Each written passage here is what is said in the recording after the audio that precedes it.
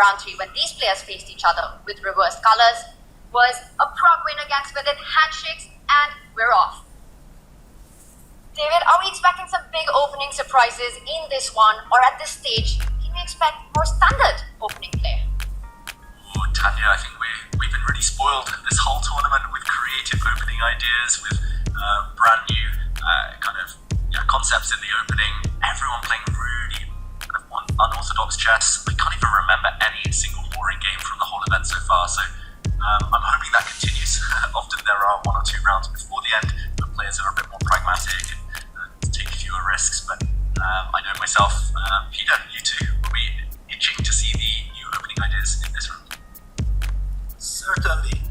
And wow, talking about which encounter, but this knight g7 idea has happened earlier out there in Toronto. I don't believe it was this variation with early knight takes d4 and knight c6 hitting the white queen now. But Peter, what are your kind of thoughts on this variation?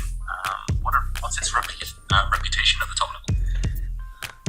Well, I think that it was Pragnananda, I believe, who played it in the World Cup. Was it against Lagarde? I'm trying to remember something, and it was a spectacular game that Prague went on to win in the early rounds of the World Cup.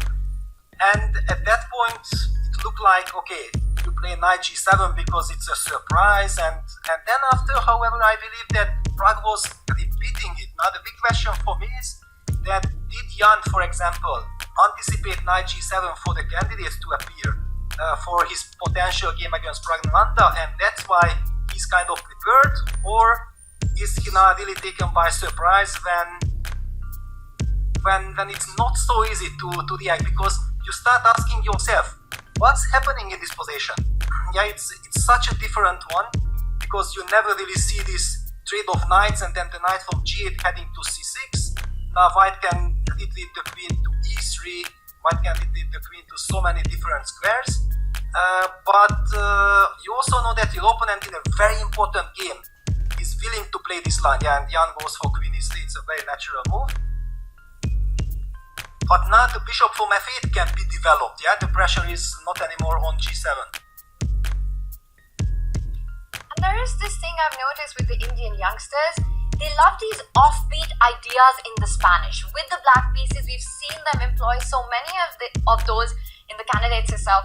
We had Prague with the a6, f5 against Vidit in round 3. And right now we're seeing this knight g7 non-standard way of playing, trying to get a game, trying to go offbeat early on. I don't know how surprised Jan is, because he seems to be playing fast, so it feels like he's familiar with what he wants to do, the structured approach that he wants to take. But I want to ask you, David, that what does this mean for Gukesh? What does it show us about his approach to this game against Jan, employing an early surprise with the black pieces against his co-leader, one of the best in the world?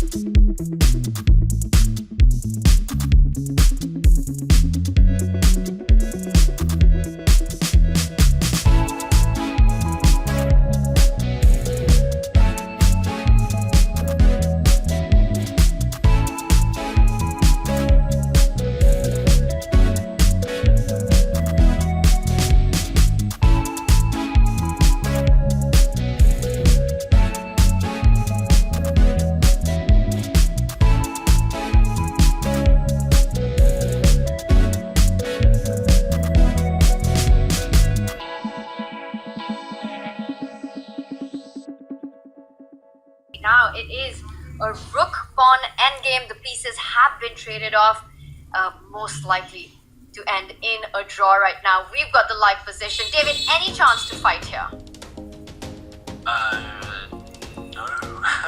I wish there was. I want to be optimistic, but this game is about to fizzle out. Essentially, symmetrical pawn structure on the king side, symmetrical king positions. Neither king can play a part. They're both too far away right now. The two remaining pawns on the queen side are going to get traded off. Black's b pawn will now disappear. There we go, off the board. And white's pawn disappears. Gukesh actually looked at Jan there, just waiting for the handshake now. Clinical execution there with the pawns traded off. 3 pawns each on the king side. Symmetrical, and we can see eye contact. And with that, with them, they have to reach the 40 move mark though before the draw offer is made and accepted. And it felt like there was a bit of confusion there, but the players did get it right. And it is move 40 with g6. Jan, Nepomniachtchi, Gukesh have got reasons to be pleased with this outcome. They keep themselves, at least for now, on the top of the leaderboard. A lot depends who will join them. But a balanced game, ending peacefully. Peter, no reason to complain for either of these two players. Well, not exactly. I think that Jan, after being quite under defensive with the black pieces, he was hoping to be able to extract more out of his white piece because Gukesh made a very easy draw.